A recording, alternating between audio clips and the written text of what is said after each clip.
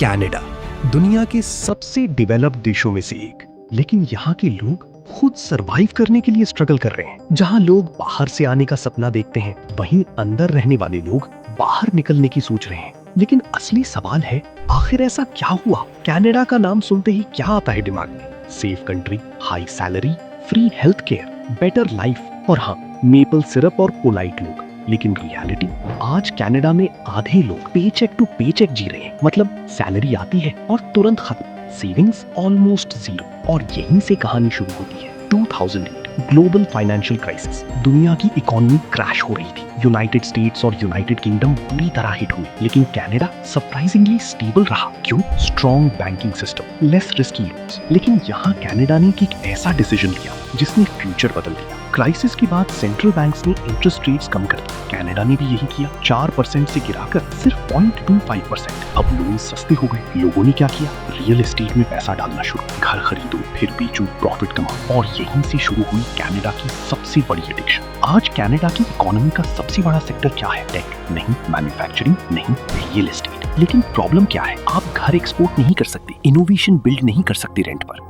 मतलब देश रिच दिख रहा है लेकिन अंदर से वीक हो रहा है।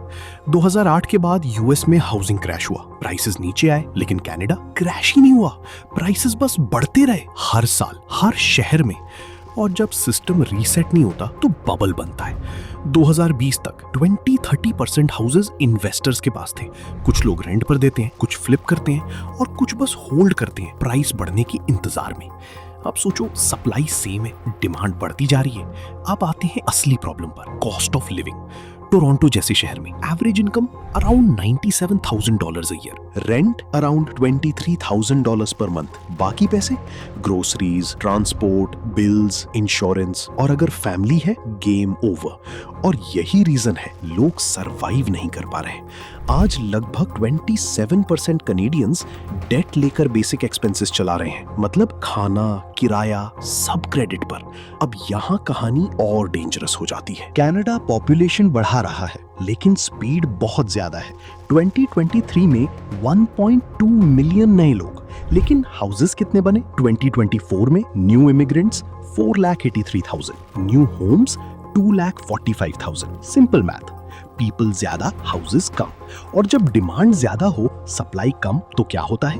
अब कंपटीशन है। सिटीजन्स, इमिग्रेंट्स, इलीगल रेजिडेंट्स सब सेम रिसोर्सेज के लिए फाइट कर रहे हैं। और सबसे शॉकिंग बात, highly skilled immigrants, doctors, engineers Uber चला रहे हैं। क्यों? सिस्टम रिकॉग्नाइज नहीं करता फॉरेन डिग्रीज।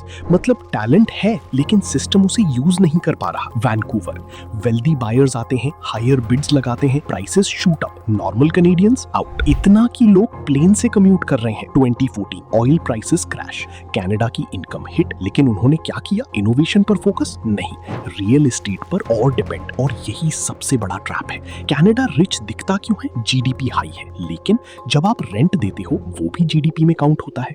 मतलब लोग गरीब हो रहे हैं लेकिन नंबर्स रिच दिखा रहे हैं। कनाडा अभी भी गिर नहीं रहा लेकिन क्रैक्स दिखने लगे हैं। Housing crisis, debt, high cost और सबसे बड़ा सवाल, क्या कनाडा इस सिस्टम को फिक्स करेगा या ये बबल एक दिन बर्स्ट होगा?